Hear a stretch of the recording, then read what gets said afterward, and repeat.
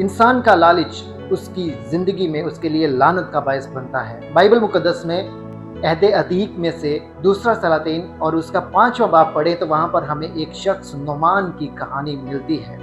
नुमान जो कोढ़ी था, जिसको कोढ़ था, और जब वो एलीशा नबी के पास जाता है, एलीशा नबी से दुआ की अपील करता है, उससे दुआ करने के लिए कहता है। एलीशा नबी उससे यरदन दरिया यरदन में 7 गोते लगाने के लिए कहता है, और वो 7 गोते जब लगाता है तो वो पाक और साफ़ हो जाता है। कोढ़ जैसी बीमारी से वो पाक और साफ़ हो जाता है। वो खुशी से वापस लौटता है एलीशा नबी के पास, और वापस आकर उसे बहुत से हदिये नजराने पेश करता है। लेकिन एलीशा नबी सब कुछ लेने से मना कर देता है। वो बहुत सारी चीज़ें लेकर आया था, लेकिन वो सब कुछ मना कर देता है कि मुझे इनमें से कुछ नहीं चाहिए, कि तू सलामत अपने घर वापस लौट जा। एलीशा नबी के पास उसका एक खादिम था जो जहाज़ी, जिसका नाम था जहाज़ी। के दिल में लालच आता है। वो कहता है कि मेरे आका को कुछ ना कुछ तो रख लेना चाहिए था। वो इतना कुछ लेकर आया है, अपने लिए, अपनी ज़रूरत के लिए, हमारे लिए कुछ ना कुछ रख लेता। और वो चले जाते हैं, और जहाज़ी भी चोरी से, चुपके से अपने आका के पास से निकलता है और उनके पीछे दौड़ता है, उनको आवाज़ें देता है, उनको रोकता है। और वो रुकते हैं तो वो जाकर झूठ बोलता है कि मेरे आका के पास कोहस्तान से कुछ खादिम आए हैं, उनके लिए मेरे आका ने भेजा है कि उनके लिए कुछ 2 जोड़े कपड़े और 2 कंतार चांदी उनके लिए दे दे।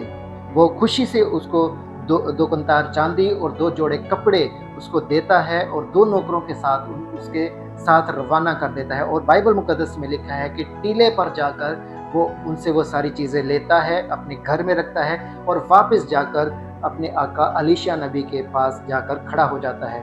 और बाइबल मुक़द्दस में दूसरा सलातीन उसका 5वां बाब और उसकी 26वीं 27वीं आयत में लिखा है, उसने उससे कहा, मतलब एलीशा नबी जहाज़ी से ये कहता है, उसने उससे ये कहा, क्या मेरा दिल उस वक्त तेरे साथ ना था जब वो शख्स तुझसे मिलने को अपने रथ पर से लौटा?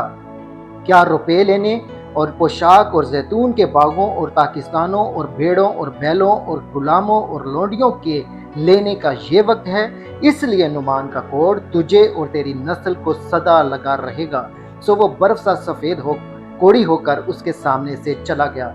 यहाँ पर हमें नुमान की ये कहानी मिलती है कि नुमान का कोढ़ जहाज़ी पर और उसकी नस्ल पर आ जाता है। वजह क्या थी?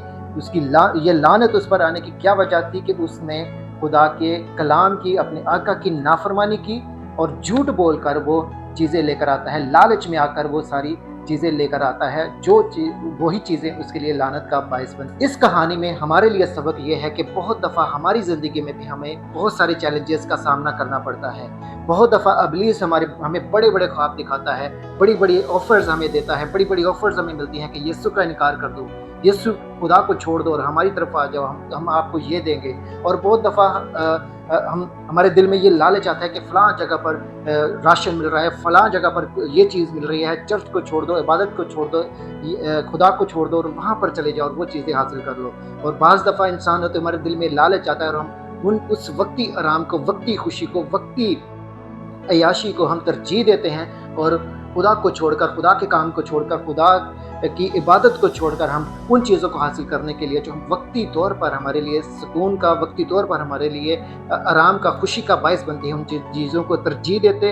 याद रखिए कि ये लालच जो है ये हमारी आँखों को खोलता लेकिन अक्ल को बंद कर देता है। हम देखते हुए भी देख नहीं पाते, हम सुनते हुए भी सुन नहीं पाते, हम सोचने समझने की सलाहियत हमारी ख़त्म हो जाती है, और हम मुस्तकबिल के उस बड़े अनाम को जो खुदा ने हमारे लिए रखा है, जो खुदा ने हमारे बरकत, अब्दी बरकत हमारे लिए रखी है, उस बरकत को हम छोड़कर उस मामूली फना हो जाने वाली और उस छोटी चीज़ को हम हासिल करने के लिए लालच में आकर गुनाह में गिर जाते हैं। बाइबल मुकद्दस लालच को बुत परस्ती के बराबर कहती है।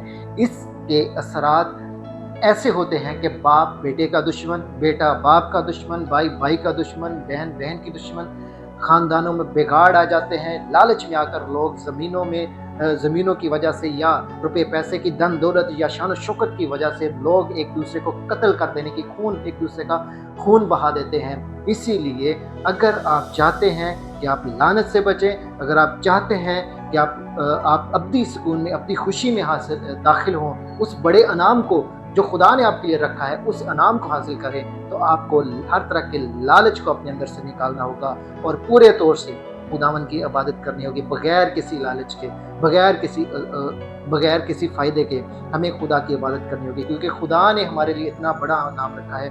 यीशु मसीह की भी आजमाइश की गई, इब्लीस ने यीशु को भी आजमाया, यीशु के भी आगे उसने बड़ी बड़ी ऑफर्स रखी। उसने क्या उससे कहा कि तू मुझे झुक कर सिजदा कर, तो ये दुनिया की सारी धन दौलत मैं तुझे दे दूंगा।